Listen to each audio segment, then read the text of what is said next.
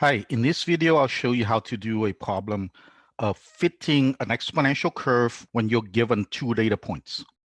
In algebra class, you'd be dealing with basically one of these two situations, either an exponential growth, like this, or exponential decay, where the quantity of interest usually decays down to the horizontal axis. In real life, it could also decay down to some other horizontal asymptote. There's a third kind of exponential growth that is an upside down growth to a horizontal asymptote. But that kind of growth usually is not taught in an algebra class. A fitting problem goes something like this. You would be given two values at two different points in time. For example, at times t equals a, you're told that the quantity is this much. And at some other time t equals b, you're told that the quantity is that much, and you're asked to write the equation of the exponential curve that fits these 2 points.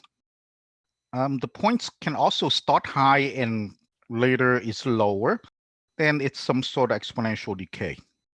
The equation for exponential growth is given as some starting value, let's call it c, times e to the kt.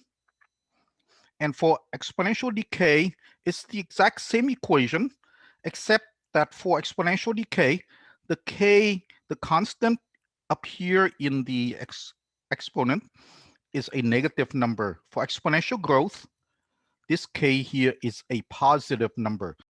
Both times, the solution works the same way. You plug in the value here, and you find the c and you find the k. Let's look at an example. A sample of a radioactive substance weighs 0.2 milligram at 1:30 p.m. At 2 p.m., it weighs 0.15 milligram. Write the equation for the quantity A of the radioactive substance as a function of time t, where t is the number of minutes past 1 p.m. So basically, we have a timeline t. Well, 1 p.m. is 0 because that's where 0 minutes past 1 p.m.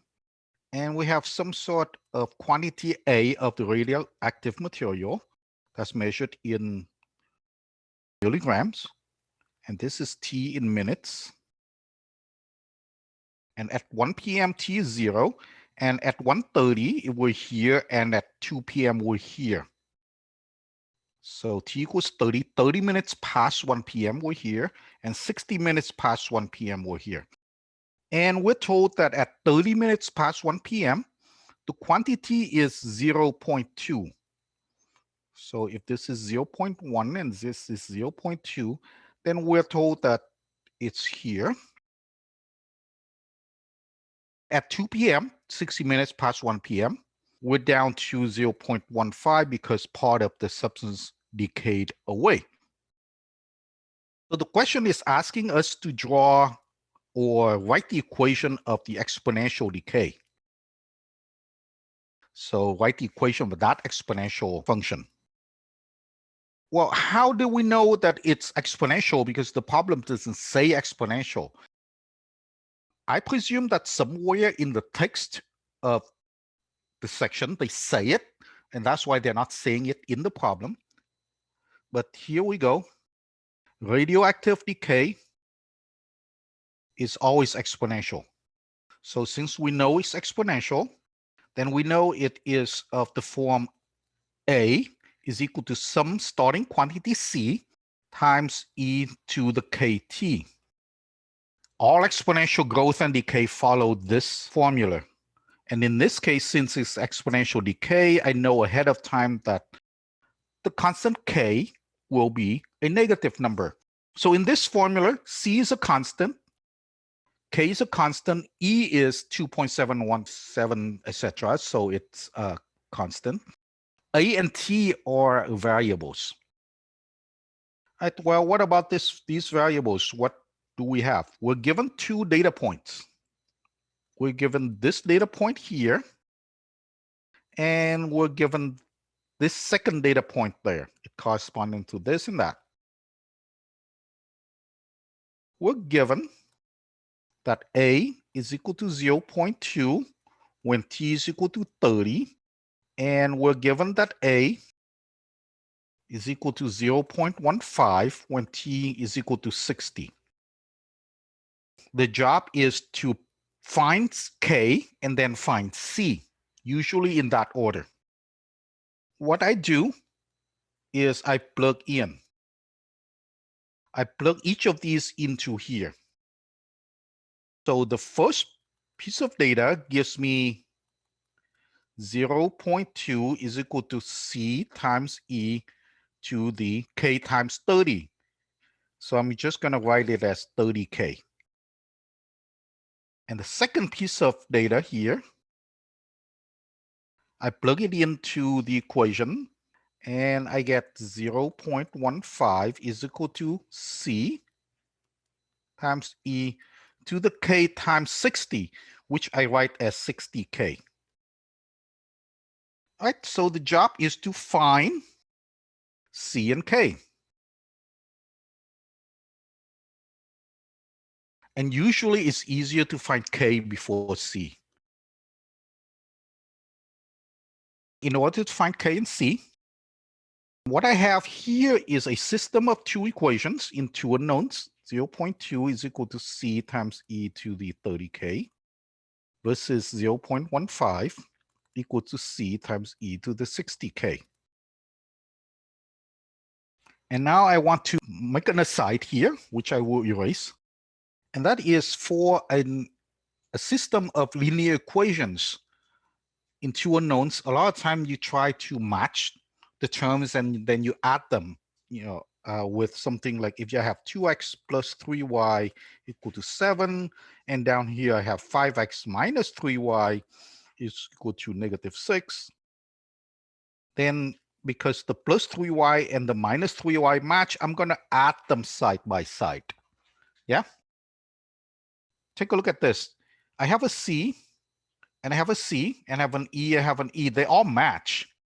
The problem is I don't have it as a plus and a minus so that I can add, and they cancel.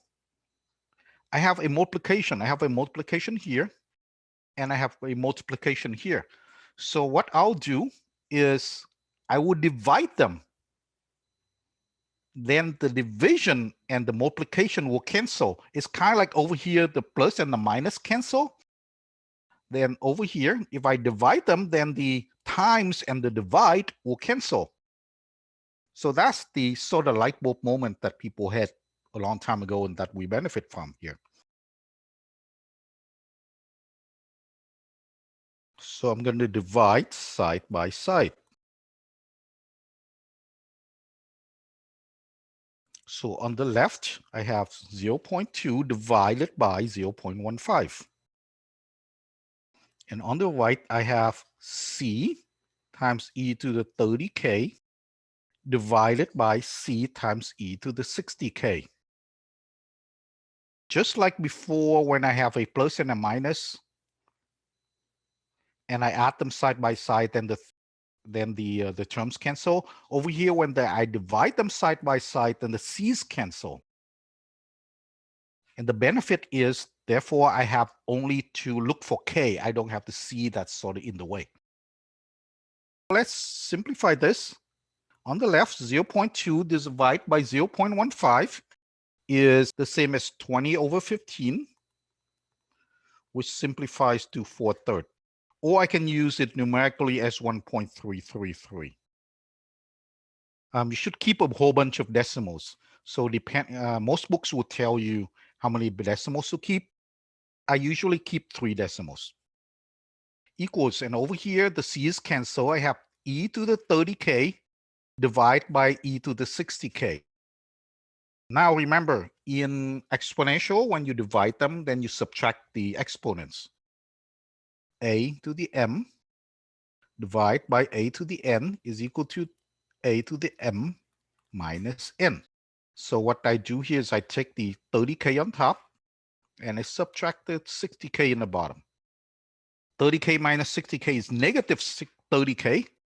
So I have 1.333 is equal to e to negative 30k.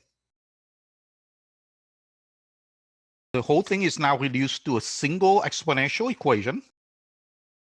Now I need to solve this. K is in the exponent. I need to undo the e to the power. The way to undo the e to the power is to take ln. ln and e to a power cancel each other. So I'm going to take ln both sides. So I have ln of 1.333 is equal to ln of e to negative 30k. ln and the e cancel, so this is just negative 30k. And over here, I have ln of 1.333. Well, ln of 1.333, I just pull out my calculator. You can have a small scientific calculator or a big fat graphing calculator. Is equal to 0.2874. Just going to stop at 3 decimals. Is equal to negative 30k. So I divide both sides by negative 30. And I end up with k is equal to negative 0.009581. I keep 3 or 4 significant digits. Okay, so the zeros don't count. After the zeros, I keep 3 or 4 significant digits. Let me go back here and I put a 4 here. I'm going to keep 4 significant digits. That's my k. I'm almost there. So far, my equation is A is equal to C times e to the kt, and I know what k is. A is equal to C times e to negative 0.009581 t. Okay. Oh, look, I switch over to red. Now let me analogize to a system of linear equations again. I have something like 5x plus 3y equals 7, 2x minus 3y equals 1. I do my thing, I add side by side, and I end up with x equals something. And once I have x equals something, what I do is I go back and plug in one of the two equations, and it doesn't really matter which one. And then I find y. Well, so the same thing here. Once I have my k, I go back and use one of the two equations. I have these two equations up here. I pick one of them. By the way, it's the same two here. I pick one of them and I plug in k and I solve for c.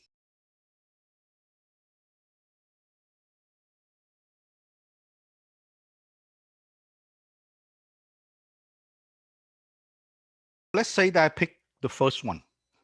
0.2 is equal to c that I still don't know, but now I know what k is. And t was 30. All of this is just numerical, so I can calculate all of this using my calculator. All of this is 0.750, etc.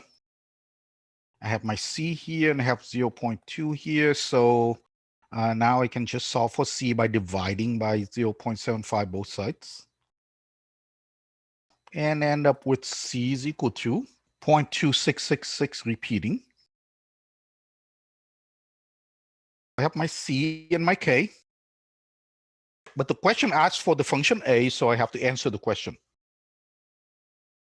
A as a function of t is equal to 0.2667 times e to the, and then that long negative,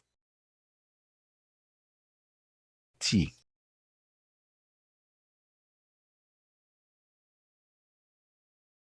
Right, hope that helps.